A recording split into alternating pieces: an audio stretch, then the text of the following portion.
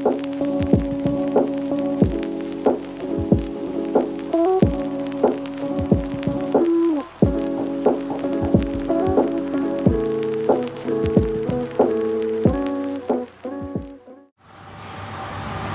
জাতির ভালো মন্দ বিভিন্ন অভ্যাস রয়েছে, তার মধ্যে সব থেকে উৎকৃষ্টতম অভ্যাসটা কি বলুন তো? হ্যাঁ, অনেকেই আপনারা গেস করে ফেলেছেন, সেটা হচ্ছে হলো বই পড়া। আর বই পড়ার কথা যখন মাথায় আসে, যে মানুষটার কথা সবার আগে আসে সেটা হলো কবিগুরু রবীন্দ্রনাথ ঠাকুর। কিন্তু বর্তমান সময়ে এমন কিছু লেখক রয়েছেন যারা বই লেখেন। কি তাদের বিষয়? আমাদের সমাজ। তাই আজকে আমরা আধুনিক লেখার একজন অন্যতম ব্যক্তিত্ব বিতান চক্রবর্তীর সঙ্গে কথা বলবো। তো বিতান দা রয়েছে আজকে আমার সঙ্গে। দাদা, সবার আগে ওয়েলকাম টু আওয়ার শো। কেমন আছো তুমি, বলো? দারুণ আছি, তুমি কেমন আছো বলো? প্রচন্ড ভালো। তোমার সঙ্গে কথা বলে আরো ভালো হয়ে গেছি, কারণ বিশ্বাস করো, তোমাকে আমি সোশ্যাল মিডিয়ার মাধ্যমে চিনতাম, তোমার বই পড়ে তোমাকে চিনেছি, আজকে সশরীরে দেখার সুযোগ হয়ে গেল। তো বিতান দা, তুমি তো বই অনেক লেখো, তোমার সাবজেক্টটা বেশ সমাজকে কেন্দ্র করে, কিন্তু আমরা বই নিয়ে তো অনেক কথা হবে, কিন্তু আমি শুরুটা করবো, কারণ আজকে যে জায়গায় রয়েছে তুমি, এটা একদিনের ফসল নয়, if I am not wrong. তাই একদম শুরুটা বিতান চক্রবর্তী কিভাবে হয়েছিল, কোথার থেকে হয়েছিল, সেটা তোমার গলায় শুনবো। যদি শুরুটা বলতে হয় তাহলে আমাকে ফিরে যেতে হবে 2002-03 সালে। আচ্ছা। সবে উচ্চ মাধ্যমিক শেষ করেছি। তার আগে আমার বাংলা সাহিত্যের যা ক্লাসিক সিরিজ যাকে আমরা বলি, সেগুলো পড়া শেষ হয়ে গেছে। নতুন নতুন লেখা খুঁজছি, বিভিন্ন যা পাচ্ছি তাই পড়ছি। তখন করতে করতে হঠাৎ, এবং একটা মজার বিষয় হতো, তখন আমি আমার বন্ধুদের জন্য প্রেমের চিঠি লিখতাম, প্রেমপত্র লিখতাম, লাভ লেটার লিখতাম। তো লিখতে লিখতে নিজে এক সময় মনে হলো যে কোনো একটা দুঃখের দিন বা এরকম কিছু, আমার ঠিক মনে নেই সেদিনটা কি, কিছু একটা লিখে ফেলেছিলাম। তারপর তার বেশ কয়েক মাস পর যখন আমি কলেজের দিকে গেলাম, তখন আমার সাথে প্রথম পরিচয় হলো লিটল ম্যাগাজিনের। লিটল ম্যাগাজিন মানে বইমেলার লিটল ম্যাগাজিনের কথা বলছি? একদম। দর্শকদের জন্য ছোট করে যদি লিটল ম্যাগাজিনের কনসেপ্ট একটু ক্লিয়ার করে বল। লিটল ম্যাগাজিন হচ্ছে ব্যক্তিগত উদ্যোগে একদম অনামী লেখকদের ভালো লেখা যে পত্রিকাগুলো ছাপে, এবং বেশিরভাগ ক্ষেত্রেই বিজ্ঞাপন ছাড়া যে পত্রিকাগুলো বা কোনো রকম কোনো অনুদান ছাড়া যে পত্রিকাগুলো চলে, তাকে আমরা লিটল ম্যাগাজিন বলি। যদিও বর্তমান সময়ে লিটল ম্যাগাজিনের কনসেপ্ট খানিকটা চেঞ্জ হয়েছে, সেটা আমরা কখনো আড্ডার মাঝখানে বা পরে কখনো সেটা আমরা কথা বলবো, কিন্তু মূলত লিটল ম্যাগাজিন বলতে আমরা এটা বুঝি। আচ্ছা, বেশ। তাহলে আমি প্রথমে ধরে দিলাম যে বন্ধুদের প্রেমপত্র লিখতে লিখতে, তারপর লিটল ম্যাগাজিন, নেক্সট তারপর লিটল ম্যাগাজিনটাই আমাকে কোথাও একটা ট্রিগার করে যে এই বিষয়টা লেখালেখি, এবং লিটল ম্যাগাজিন করা মানে কিন্তু শুধুমাত্র লেখা নয়। লিটল ম্যাগাজিনের অনেকগুলো চরিত্র আছে। কি করে একটা বই ছাপা হয়, কি করে বইটার বহিরঙ্গ অন্তরঙ্গকে সাজানো হচ্ছে, কোন মেশিনে ছাপানো হচ্ছে, তাকে কি করে প্রেজেন্টেবল করা হচ্ছে লোকের সামনে, এই পুরো বিষয়টাই আমি দেখতে শুরু করি কলেজ স্ট্রিটে। এবং কলেজ স্ট্রিটের এই যে জায়গাগুলো, একটা অন্ধকার, আধো অন্ধকার একটা বাইন্ডিংখানা, একটা প্রচণ্ড শব্দযুক্ত একটা প্রেস, ঘাট করে মেশিন চলছে, এইগুলো না আমার মধ্যে কোথাও একটা রোমান্টিসিজমের জন্ম দেয়। আমি ওটাকে ভালোবেসে ফেলি। আমার মনে হতে থাকে একটা সময়ের পর থেকে যে এই বিষয়টাকে আমি কেন প্রফেশন করতে পারি না।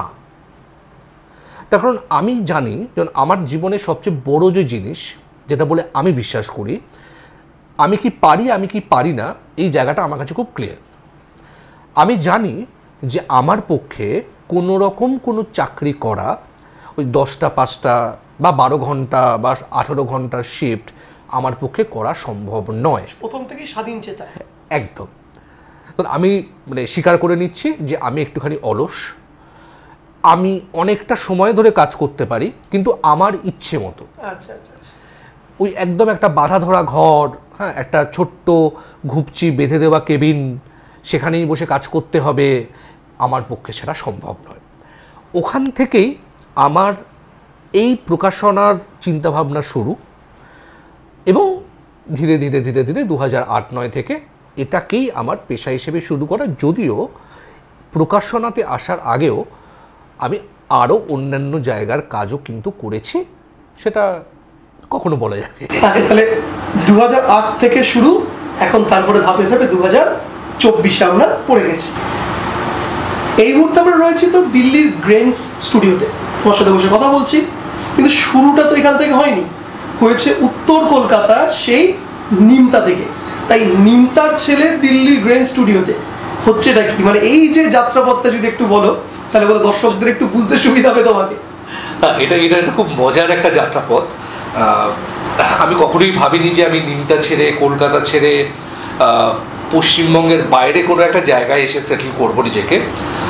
আমি স্বপ্নও ভাবতে পারিনি। হ্যাঁ, ঘুরেছি প্রকাশনার মানে স্বার্থে, অনেক শহরে ঘুরেছি, অনেক রাজ্যে ঘুরেছি, কিন্তু দিল্লিতেই আসবো এটা আমরা ঠিক করি 2018-19 থেকে আমরা ভাবতে শুরু করি, যেহেতু আমাদের প্রকাশনাতে বাংলার পাশাপাশি ইংলিশ বইয়েরও আমরা প্রকাশ করি। ইংলিশ বইকে যদি প্রমোট করতে হয়, যদি সেটাকে আন্তর্জাতিক স্তরে নিয়ে যেতে হয়, তাহলে কিন্তু তোমাকে আসতে হবে দিল্লি। কারণ দিল্লিতে এসে আমি বিশ্বাস করি এবং আমরা হাওয়াকল টিম বিশ্বাস করি, তুমি যদি কম্পিটিশানে না পড়ো তুমি নতুন কিছু শিখতে পারবে না। ফলে উড়ে এসে জুড়ে বসা দিল্লিতে, এবং দিল্লিতে আমরা কাজ শুরু করি। নিমতার দিনগুলো বেশ মজাদার ছিল। আমি তখন কাজ শিখছি। কাজ শেখা মানে কিন্তু একটু বলে দিই, আমি কিন্তু কোনো রকম কোনো ইউনিভার্সিটি, কোনো কম্পিউটার ট্রেনিং সেন্টার, কোনোখান থেকে এগুলো শিখিনি।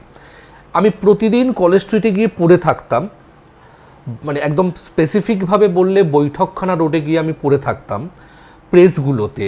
সেখানে যারা প্রফেশনালি কাজ করতেন তাদের সাথে আমি বন্ধুত্ব করেছি, তাদের থেকে আমি হাতে কলমে শিখেছি কাজগুলো কি করে করতে হয়। আমি কিন্তু যাকে বলে জুতো সেলাই থেকে চণ্ডীপাঠ, একটা বই তৈরি করতে গেলে যা যা লাগে আমি সবটাই করতে পারি। মানে একটা বই কম্পোজ করা থেকে শুরু করে, কাভার ডিজাইন থেকে শুরু করে, বইটাকে ছাপবো কীভাবে, তার প্লেট তৈরি হবে কি করে, প্লেট মুছবো কি করে, বই ভাঁজ হবে কি করে, সেলাই হবে কি করে, বাইন্ডিং হবে কি করে, গুটেনবার্গের পুরো কাজটাই, পুরো ব্যাপারটাই আমি শিখেছি তাদের কাছ থেকে, এবং শিখে সেখান থেকে শুরু। কিন্তু এই শেখা এবং শুরু মাঝখানে থেকে অনেক ভুল, প্রচুর ভুল, প্রচুর খেসারত, সেগুলো দিতে দিতে দিতে দিতে আজকে এখানে। আজও ভুল করি, আজও খেসারত দিই। আমি বিশ্বাস করি, একবার একটা মানে গল্প শুনেছিলাম যে খুব বড় একজন অভিনেতা, তিনি মঞ্চে অভিনয় করতে উঠবেন, তো হঠাৎ দেখা গেল যে তার হাত পা কাঁপছে। তো তার সহ অভিনেতা হিসেবে বলছে যে ভাই তুমি এতদিন ধরে অভিনয় করো, এখনও তোমার হাত পা কাঁপে? তো উনি কানে কানে বলেছিলেন যে যেদিন আমার আর হাত পা কাঁপবে না, আমি সেদিন থেকে আর অভিনয় করতে পারবো না। ফলে আমিও বিশ্বাস করি, আমি যেদিন আর কাজে কোনো ভুল করব না, আমি সেদিন মৃত। আমি বিতান চক্রবর্তী মৃত। আচ্ছা, বেশ। আচ্ছা বিতান, আরেকটা আমাদের খুব একটা আমার কনফিউশন রয়েছে, কনফিউশনটা আমার সাথে সাথে ওই সমস্ত মানুষদের রয়েছে যারা তোমাকে একটু অতীত থেকে চেনে। 2008 সালে তোমার প্রকাশক হিসেবে হাওয়াকল এর কাজ শুরু। 2014-তে গিয়ে তোমার প্রথম বই লেখা। মাঝখানের এই গ্যাপটা না ঠিক ব্যাপারে বুঝে উঠতে পারছি না, যদি এই অঙ্কটা একটু মিলিয়ে বোঝাও আমাদের সবাইকে। দেখো, আমি সহজের উত্তরটা দিই। লেখালেখির কোনো গ্যাপ হয়নি। আচ্ছা, আমি বরাবর কম লিখি, আমি প্রতিদিন কিছু লিখতে পারি না। অনেকে আছেন যে ওই সারা বছরে তাদেরকে 18-19টা কিছু লিখতে হয়, আমি সেটা পারি না। আমার এরকমও কিছু গল্প আছে, সেটা আমার প্রথম গল্পের বইতেও আছে, যেটা লেখার জন্য আমাকে 7 থেকে 8 বছর অপেক্ষা করতে হয়েছে। তো সেই বিষয়টাকে দেখা, সেই বিষয়টাকে বোঝা, আরও ভেতরে যাওয়া। তখন আমি তো কখনো গবেষণা করিনি, একাডেমিক নই আমি। আমার গবেষণাগুলো হচ্ছে ওটা, যে মানুষটাকে নিয়ে কাজ করছি, যে ঘটনাটাকে নিয়ে কাজ করছি, তার ভেতরে আমি কতটা ইনভলভ হতে পারছি সেটা আমার দেখা। আমার লেখালেখি শুরু হচ্ছে 2003-04। খুব সিরিয়াসলি বলতে গেলে আমার লেখালেখি সিরিয়াসলি প্রকাশ হতে শুরু করলো বিভিন্ন পত্রপত্রিকায় 2005।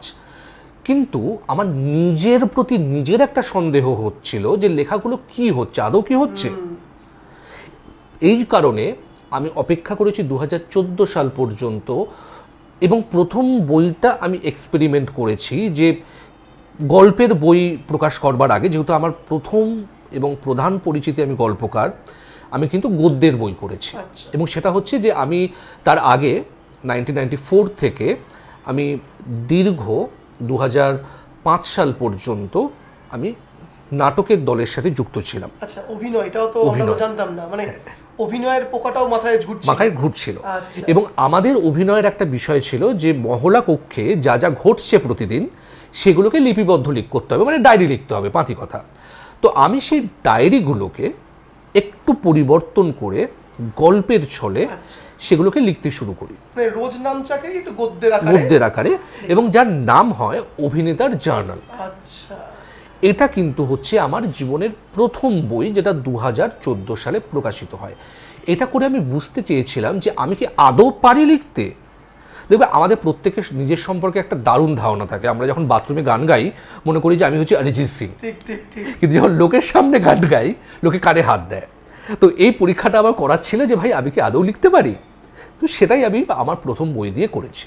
এবং এই অপেক্ষাটা এতদিনের যে আমি নিজের সাথে নিজের লড়াইটা এবং লেখাকে প্রতিদিন পালিশ করতে করতে করতে করতে সেই জায়গাতে নিয়ে গেছি যে হ্যাঁ ভাই, তুমি আমার কাছে একটা জিনিস প্রথম থেকে পরিষ্কার ছিল, যেহেতু আমি বইয়ের ব্যবসাতেই ছিলাম, তুমি যদি আমার থেকে 100 টাকা দিয়ে একটা বই কেনো, তুমি একটা প্রোডাক্ট আমার থেকে কিনছো, ইনভেস্ট করছো।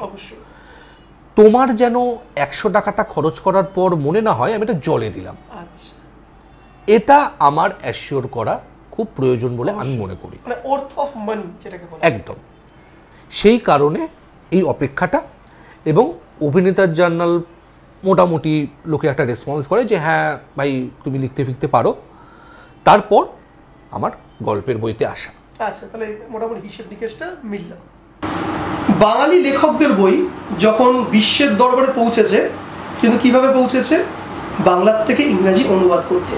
এবং এই লিস্টের প্রথম যে ব্যক্তিটি সেটিকে কবিগুরু রবীন্দ্রনাথ ঠাকুর। একদম। তার গীতাঞ্জলি যখনই বাংলার থেকে ইংরাজিতে অনুবাদ হয়েছে, নোবেল পুরস্কার নিয়ে এসেছে, বাঙালিদেরকে গর্বিত করেছে। বিতানদা, তোমার আগের তো বেশ কিছু বই বাংলার থেকে ইংরাজিতে অনুবাদ হয়েছে। আমার হাতেই রয়েছে এই মুহূর্তে হাত কাটা।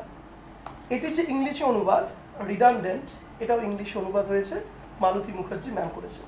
তোমাদের নতুন যে বইটি আসছে সোশ্যাল মিডিয়া হ্যান্ডেল থেকে যে জানতে পারলাম, the blind and 7 short stories, এটিও তো ম্যাম অনুবাদ করেছে। এই নিয়ে জানবো, আলোকপাত অবশ্যই করবে।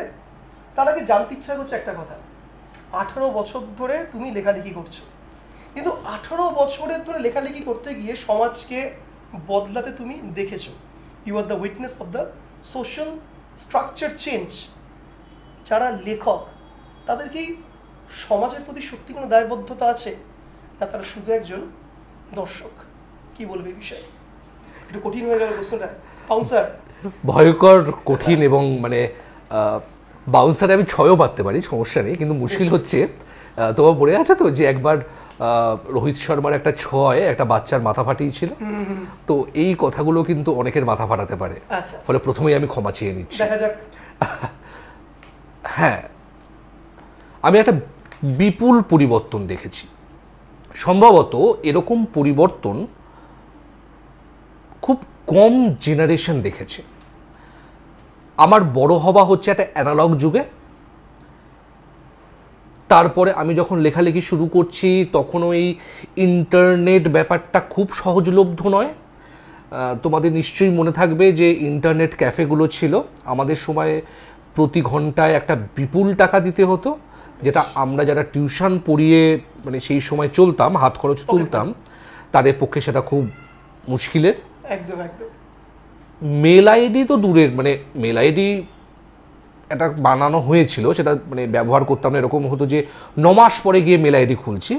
কিন্তু এই যে মানে অর্কুট, ফেসবুক যেগুলো পরবর্তীকালে এসেছে, তারও আগে থেকে তো আমরা লেখালেখি শুরু করে দিয়েছি।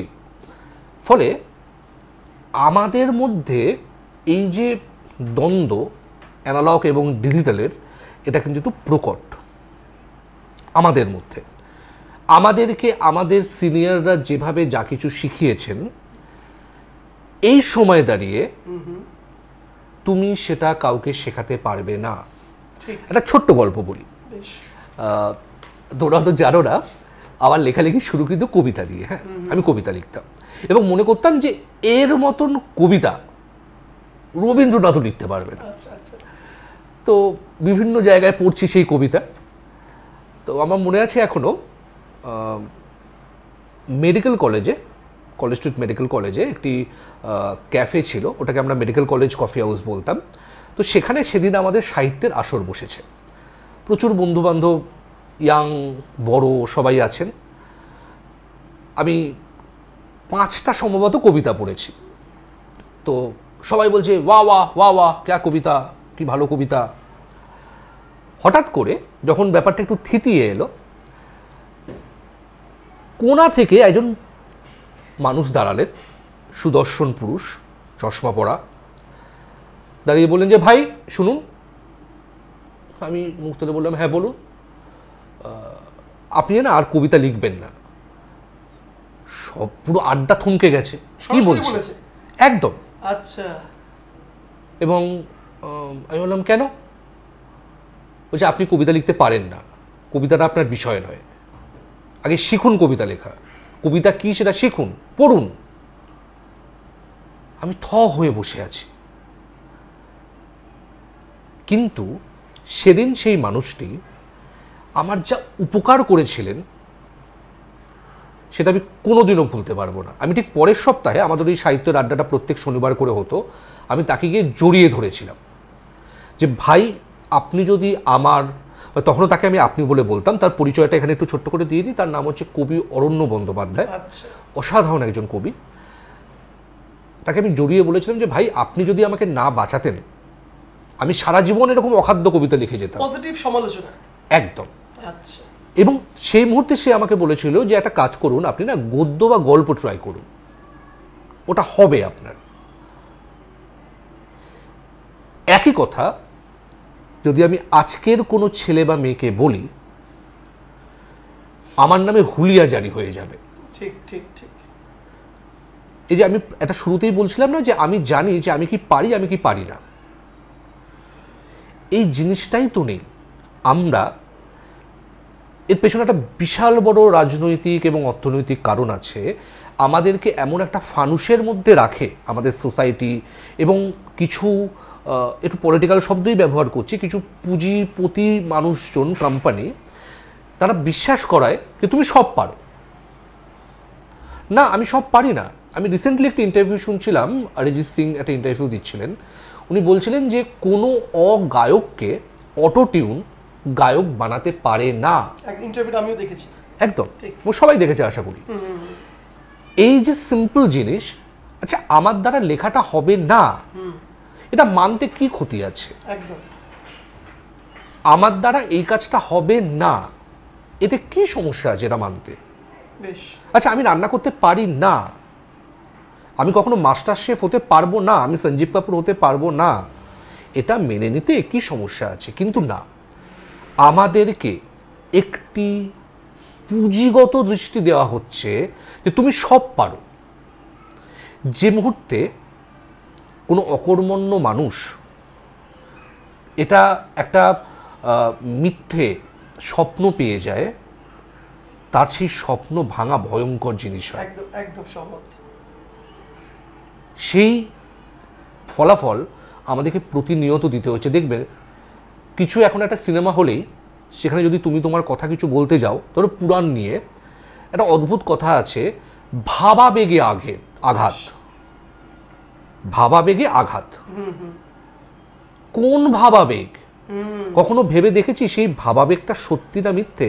আমাকে আমার একজন সিনিয়র শিখিয়েছিলেন আবেগ দু রকমের হয়, একটা হচ্ছে যুক্তিপূর্ণ আবেগ, একটা যুক্তিহীন আবেগ। এবার আবেগের জায়গায় আমি ভাবাবেগ শব্দটা বলছি।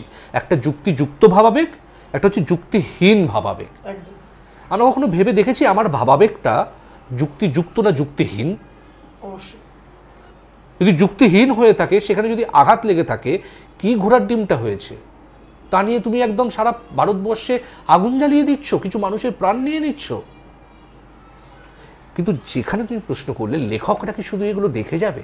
হ্যাঁ, আমরা এগুলো দেখে যাই, আমরা এগুলো দেখেই যাই। এখন একটা ন্যারেশন তৈরি হয়েছে, আমি আবার বলছি যে মাফ করবেন আমাকে, এইগুলো তৈরি করেছেন কিছু পণ্ডিত মানুষজন। আমার কাছে না এই পণ্ডিত এবং জ্ঞানী এই দুটোর ডেফিনেশন খুব আলাদা। পণ্ডিত হচ্ছে যারা বই পড়ে মুখস্থ করে প্রচুর নাম্বার পেয়ে বিভিন্ন কলেজে পড়ায়, স্কুলে পড়ায় বা গবেষণা করেন। জ্ঞানী হচ্ছেন তার পড়াশুনো কম থাকুক কিন্তু সে যেটুকু জানে সেটুকু তার জীবনে ব্যবহার করেছে, তাকে ব্যবহার করে উনি জীবনকে উন্নতির দিকে নিয়ে গেছেন, নতুন জীবন পেয়েছেন। এইটা আমার কাছে এটা খুব পরিষ্কার। তো সেরকম পণ্ডিত মানুষজন যারা সবাইকে বলে দিচ্ছে যে তুমি সাহিত্যে শুধুমাত্র তুমি যা দেখছো তাই লিখবে, তোমার কি মতামত তা তুমি দেবে না। কেন দেব না? আমি আমার মতামত কেন দেব না? আর যদি এটাই সত্যি হয় তাহলে ভাই তুমি এই মতামতটা দিচ্ছ কেন যে আমি দেব না? আমি তোমার মতামত শুনবো কেন? হ্যাঁ, আমার মনে হচ্ছে এটা অন্যায় এবং আমার মনে হচ্ছে এটা যদি এরকমভাবে না করে এরকমভাবে করা হয় তাহলে এটা সঠিক হবে। বিরোধ হতেই পারে, আমি তর্ক করতেই পারি, কিন্তু এটাও একটা মুশকিলের জায়গায় এখন আর তর্কটা তর্ক থাকছে না। জ্ঞানীরা তর্ক করেন, সেখানে সে তর্ক থেকেও নতুন শিক্ষা পাওয়া যায়। এখন যেটা হয় সেটাকে না খুব আমাদের মফস্বলের ভাষায় বলা হয় চুলোচুলি, ব্যক্তিগত কাদা ছোড়াছুড়ির জায়গায় চলে যায়। মতের অমিলকে আমরা একটা অস্ত্র তৈরি করে যার বিরুদ্ধে আমার কিছু বলার আছে তার সমস্ত রকম সামাজিক যে তার যে কাঠামো সেটাকে ভেঙে ফেলার চেষ্টা করি। তার কারণ মানুষের মধ্যে এটাও ঢোকানো হয়েছে তোমাকে বড় হতে গেলে আমাকে ছোট করতে হবে। আমি অবশ্যই মেনে নিচ্ছি যে কিছু মানুষ আছেন, কিছু লেখক আছেন, কিছু শিল্পী আছেন যারা শুধুমাত্র দেখেন, তারা কিছু বলেন না। তারা দেখে যাচ্ছেন, নিয়ে যাচ্ছেন, চায়ের থেকে একটু আলোচনা করে নিচ্ছেন, কিন্তু তাদের নিজের শিল্পে সেগুলোকে নিয়ে আসেন না, অন্য মানুষকে সচেতন করেন না। কিন্তু আমি বিশ্বাস করি এটা শিল্পী হিসেবে আমার কাজ, আমার এটা প্রতিদিন করা উচিত এবং এটাই আমার সাধনা। বেশ, আচ্ছা, তোমাকে আমি একটা কথা এই হাতে দুটো বই নিয়ে তোমাকে বলবো। প্রথম বইটির নাম হচ্ছে হলো ধসা, দ্বিতীয় বইটির নাম হচ্ছে হলো ল্যান্ডমার্ক। যতদূর আমার রিসার্চে জানা গেছে এই দুটো বইয়ের থেকেই অনুবাদ হয়ে যে নতুন তোমার বইটি আসছে, মালতী ম্যাম যেটা করেছেন, the blight and 7 short stories, এই বইটা নিয়ে যদি একটু আলোকপাত করো। এই বাংলা বই এবং সেই দুটোকে নিয়ে অনুবাদ, এই আধুনিক সমসাময়িক যে বইয়ের যেই ট্রেন্ডিং কনসেপ্টের মধ্যে এইটা জায়গা কিভাবে রাখছে, বা একে তুমি কোন ক্যাটাগরির মধ্যে রাখছো, বা কি শিখতে পারো এই বই দুটো পড়ে? আচ্ছা, আমি জানি না মানে কি শিখতে পারবো সেটা পাঠক যখন পড়বেন। একদম, অবশ্যই অবশ্যই। তোমার কি আশা যে বইটার থেকে এক্সপেকটেশন থাকে? আমি এটুকু বলতে পারি বইটা তৈরি হলো কি করে। দুটো একদম আলাদা বই। ধসা হচ্ছে একটা উপন্যাসিকা, ল্যান্ডমার্ক হচ্ছে একটি ছোট গল্পের সংকলন। দুটোর মধ্যে একটা বছর দুয়েকের গ্যাপও আছে দুটো বইয়ের মধ্যে। ধসা যখন আমি লিখছি তখন সারা পৃথিবী স্তব্ধ, লকডাউন। আচ্ছা, ঠিক আছে। ল্যান্ডমার্ক তারপরে আমার লেখা কিছু কিছু গল্প, তার আগেও কিছু কিছু গল্প আছে। কিন্তু দুটো মানে বইয়ের মধ্যে যে একটা উপন্যাসিকা, একটা গল্প সংকলন এক জায়গায় আনা হচ্ছে কেন, কারণটা হচ্ছে এই দুটোই আমাদের সোসাইটির যে ক্ষয়ে যাওয়া, ধসে যাওয়া যে জায়গাগুলো, যেগুলো ধসে যাচ্ছে, যেগুলো আমরা দেখছি না, যেগুলো আমরা ভাবছি না, সেগুলোকে নিয়ে আমাদের লেখা। এই লেখাগুলোকে আমি মানে সেই জায়গাতে প্লেস করেছি, সেগুলোকে দেখার চেষ্টা করেছি। এবং ধসা সম্পর্কে আমি যদি এক লাইনে একটা কথা বলি, দেখবে আমাদের প্রত্যেকেই একটা ফ্ল্যাট আছে, তোমারও ফ্ল্যাট আছে, আমারও একটা ফ্ল্যাট আছে। আচ্ছা, আমরা কখনো ভেবেছি যে যেখানে ফ্ল্যাটটা তৈরি হয়েছে সেখানে কি ছিল? কারো কি কোনো বাড়ি ছিল? আচ্ছা, এই যারা এই বাড়িটা ফ্ল্যাট করতে দিলেন তারা অন্য কোথাও উঠে গেছে, তাদের পরিবারে কি কোনো ভাঙন এলো? তো বাড়ি মানেই একটা খোলামেলা ব্যাপার, আমরা জানি, বাঙালি মাত্রই জানি। ফ্ল্যাট একটু বদ্ধ জায়গা, মানে ছোট্ট পরিমিতির মধ্যে অনেক নিয়ম কানুন, সোসাইটি, তো সোসাইটির নিয়ম কানুন আছে অনেক, এই শব্দ করতে পারবে না, এই করতে পারবে না। বাড়িতে সেসব নেই। তোমার যদি মনে হয় যে আজকে আমি রাত্রি 12টার সময় আমার মেয়ের জন্মদিন পালন করবো, তুমি বাড়িতে করো। ফ্ল্যাটে করতে গেলে সেক্রেটারির পারমিশন লাগবে, এই লাগবে, সেই লাগবে, হ্যানা লাগবে, তেনা লাগবে। তো এই যে পাল্টে গেল, এই যে পাল্টে যাচ্ছে, এতে কি হলো? কোনো ক্ষতি হলো না লাভ হলো? আমি এটা খোঁজার চেষ্টা করব। দ্বিতীয়ত, ধর্ষাতে একটা খুব গুরুত্বপূর্ণ জায়গা আছে, সেটা হচ্ছে যে দেখবে মাঝে মাঝেই আমরা একটা ক্রাইসিস শুনতে পাই যে হঠাৎ করে আলুর দাম বেড়ে গেছে।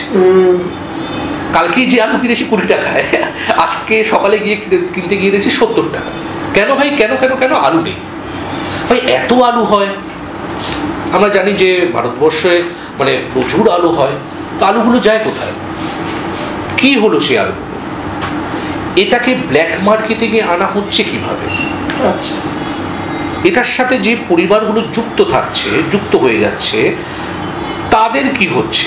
এবং যারা এই কালোবাজারিটা করছে তাদের ক্ষয়টা কিরকম? আচ্ছা, ল্যান্ডমার্ক অনেকটা বেশি আমাদের বর্তমান সময়ে কয়েক বছর ধরে যে সারা ভারতবর্ষের বিভিন্ন প্রান্তে যে সন্ত্রাসগুলো চলছে, মানুষের ওপর যে সন্ত্রাসগুলো নেমে আসছে, ল্যান্ডমার্ক সেটাকে অ্যাড্রেস করে। যেমন ধরো, আমাদেরকে এখন বলা হয় যে অন্তত তুমি যে রাজ্যে এখন এই মুহূর্তে বসে আছো, আমি যে রাজ্যে বসে আছি তার পাশের রাজ্যে ইউপি, সেখানে বলা হয় যে মানে কোন মাংস খাওয়া হবে, কোন মাংস খাওয়া হবে না। মাংসের দোকান নিয়ে একটা বড় কন্ট্রোভার্সি আছে, ঠিক আছে? আচ্ছা, তুমি বলে দেওয়া আর কি, আমি কি খাবো না? আমি আমার জীবনে একটা গল্প করি। আমি যেখানে বসে আছি এই মুহূর্তে, আমরা নিউ দিল্লির হাওয়াকল শাম্ভবীর যে স্টুডিও, মানে গ্রেন্স, সেই গ্রেন্সে যখন আমরা প্রথম আসি, তো আমাকে প্রথম প্রশ্ন করা হয়েছিল, তুমি কি আমিষ খাও? মানে আমার পাড়া প্রতিবেশীরা জিজ্ঞাসা করেছিল। বললাম হ্যাঁ, খাই। এবং এটা তাদের কাছে একটা ভয়ানক প্রশ্নচিহ্ন ছিল যে তুমি কি করে আমিষ খেতে পারো? আচ্ছা আচ্ছা আচ্ছা, যেগুলো ব্যাপারটা এক্সপেরিয়েন্স করেছো? আমিও এক্সপেরিয়েন্স করেছি। আচ্ছা। এবং সেটা একটা অপরাধ। এবং আমি আজকে বলতে বাধ্য হচ্ছি, যদি এটা আমাদের নিজস্ব ফ্ল্যাট না হতো, আমরা এখানে কোনো বাড়ি ভাড়া পেতাম না। আচ্ছা। নবরাত্রিতে আমরা এখানে কোনো রকম আমিষ খেতে পারতাম না, অথচ আমরা জানি বাঙালি মানে হচ্ছে মাছে ভাতে বাঙালি, আর রবিবার দিনকে একটু মাংস হবে। তো ভাই, তুমি কোন হরিদাস পাল হে যে তুমি আমার এই হ্যাবিটে আটকাচ্ছ? আমি তো বলি তোমাকে না করিনি, তুমি পনির খেও না। ঠিক। তো এটা তুমি কি করে আমাকে বলে দাও যে আমি কি খাবো, আমি কি খাবো না? ঠিক। হ্যাঁ। এবং এখন দেখবে একটা ভয়ঙ্কর জিনিস এসছে, যেটা আমাদের পশ্চিমবঙ্গে, যে বাঙালি ছাড়া নাকি পশ্চিমবঙ্গে আর কেউ থাকবে না। একদম। কেন ভাই? কি দোষ করেছে বাকিরা? ভারতবর্ষকে আমরা কি জানি যে এটা একটা বৈচিত্র্যময় দেশ, ইউনিটি ইন ডাইভার্সিটি। তো ভাই কেন থাকবে না সে বাংলায়? ঠিক, অবশ্যই থাকবে। যদি কেউ জোর করে অন্য কোনো ভাষা বা কালচারকে চাপাতে চায়, তুমি সেটা আটকাও। তুমি তো নিজে সেটা গ্রহণ করতে চাইছো। একদম। যে বাঙালি, আচ্ছা বলো তো, বাঙালির জীবনে কবে মেহেন্দি ছিল, সঙ্গীত ছিল না? তুমি সেটাকে আটকাও। মানে কালচারাল বিকৃতিকে আটকাও। ভাষাকে কেন আটকাচ্ছ? ঠিক। আমাদের নজরুল ইসলাম, সে পার্সি ভাষাকে ব্যবহার করছে, সে বাংলার শব্দের মধ্যে মুসাফির শব্দকে আনছে। এটা কেন আসবে না? এটা আছে বলেই তো ভাষাটা জীবিত। ঠিক। তো এরকম একটা ঘটনা আমার নিজের সাথে এটা ঘটেছিল। আমি একবার বেনারস যাচ্ছিলাম ট্রেনে, তো দেখবো যখন বিহার দিয়ে যায় খুব সমস্যা করে লোকজনকে, যে উঠে পড়ে, জোর জবরদস্তি সিট দখল করে। তো এই বিষয়গুলো যখন একটা লোকের সাথে ঘটেছে, এটা সে এবার কলকাতায় এসে যে সমস্ত বিহারি দুদলারা রাত্রিবেলা ট্রেনে ফেরে, তাদের ওপর সে রিভেঞ্জ নেবে। তার একটা ইচ্ছে হলো যে আমাকে যেহেতু বিহারে এরকমভাবে হ্যাকল করেছে, অপমান করেছে, এর প্রতিশোধটা আমি এবার এদের ওপর নেব এখানে। পশ্চিমবঙ্গ কেন না, পশ্চিমবঙ্গ আমার জায়গা। একদম একদম। এই বিষয়গুলোকে আমি টার্গেট করেছি এই দুটো বইতে, এবং দুটোই যদি খেয়াল করা যায় খুব সূক্ষ্মভাবে, যে এই দুটোই আমাদের যে প্রতিদিন ক্ষয়ে যাচ্ছি আমরা খসে যাচ্ছি, সেটাকে অ্যাড্রেস করছে কোথাও গিয়ে। আচ্ছা। এবং সেখান থেকে এই অনুবাদ বইটা, দুটো বইকে একসাথে করে দ্য ব্লাইট অ্যান্ড 7 স্টোরিজ, এটার সূত্রপাত। মানে একটা বইয়ের পেছনে কত গল্প, কত কাহিনী, কত আবেগ যুক্ত থাকে, তারপরে বিহাইন্ড দ্য সিন, বিটিএস, এটা হচ্ছে বিহাইন্ড দ্য সিন। গল্পের আসর কিন্তু বেশ জমে উঠেছে বিতানদার সঙ্গে, অনেক আলাপচারিতা গল্প হচ্ছে। কিন্তু একটা কথা তোমাকে জিজ্ঞেস করব, এতক্ষণ আলোচনায় যতটা আমি বুঝলাম, আশা করি দর্শকরাও বুঝে গেছে যে তোমার মূল চরিত্রগুলো একেবারে গড়পত্তা মানুষ, মানে আম ইনসান যাকে বলা হয়। আচ্ছা দাদা, তুমি বলো তোমার এই চরিত্রগুলোকে তুমি পাও কোথা থেকে, মানে সমাজের কোথা থেকে খুঁজে খুঁজে পাও? এটা কিন্তু এখানে বসে আমি তোমাকে বলতে পারবো না। আচ্ছা, একটা কাজ করি না, চলো বাইরে বেরোই, বাইরে তোমাকে দিল্লি দেখিয়ে নিয়ে আসি। আমি কোথা থেকে আমার সমস্ত লোকজনকে জোগাড় করি আমার গল্পের জন্য, চলো আজকে দেখে আসি। এটা কিন্তু এক্সেলেন্ট আইডিয়া, মানে স্টুডিওতে বসে আড্ডা, চরিত্র কোথা থেকে খুঁজে পাওয়া হয় সেটা জানার জন্য দিল্লি ঘুরতে যেতে হবে। আর দিল্লিতে বসে আছি, দিল্লি ঘুরে তোমার সাথে আড্ডাটা আরো বোধহয় জমবে। মানে আমরা অভিনয়, একটা কথা আছে নবরস, নবরসের 9টা রস কিন্তু এবার পাওয়া যাবে। তা চলো আমরা তাহলে বাইরে যাওয়া যায়। চলো বাকি আড্ডা বাইরে দেওয়া যায়। বাকি আড্ডা বাইরে।